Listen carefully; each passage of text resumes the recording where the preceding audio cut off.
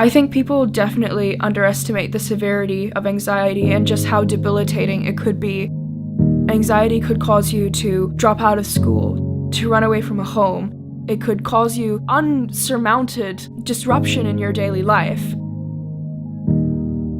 My name is Tiffany, and I've experienced anxiety. I really love cooking, and I feel it's helped quite a lot with my anxiety. When I'm in the kitchen, it's just me and my ingredients. It's just me and my wok.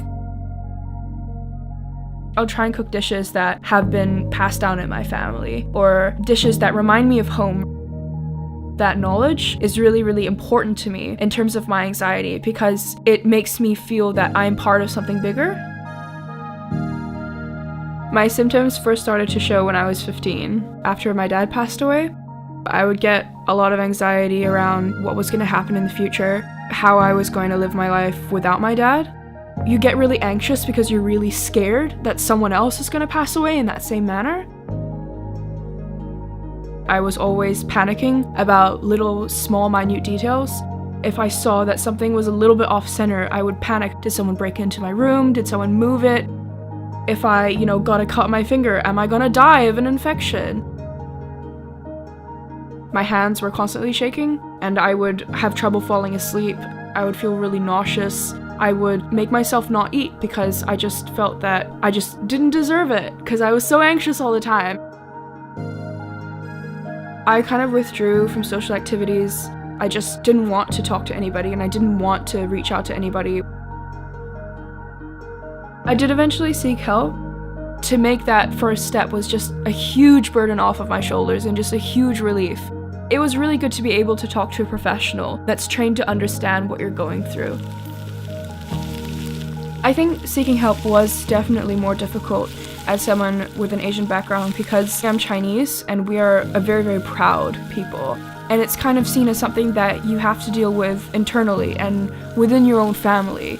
It's not seen as something you would want to go and tell other people about because we just don't have a culture of being open to talk about this stuff. I think if I didn't seek help, I would be exactly where I was when I was 15, still being severely anxious every single day, still not wanting to socialize, just wanting to be isolated. I probably wouldn't even be here, to be honest. If you are struggling with mental health issues and you are Chinese, I would say it's definitely okay to come forward. There's a lot more help out there than you realize, and there's help that's targeted towards people like you.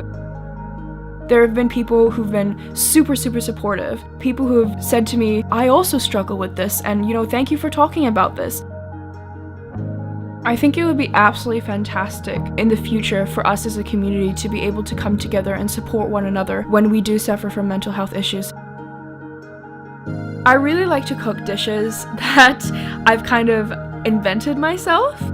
Also, my dad was a chef, so it runs in the family. Food is definitely a big part of Chinese culture. We use food as a method to show our joy, show our emotions, show our love. I definitely say that cooking is a confidence-building thing. The more that you enforce positive emotions, the more confident you feel to battle your anxiety.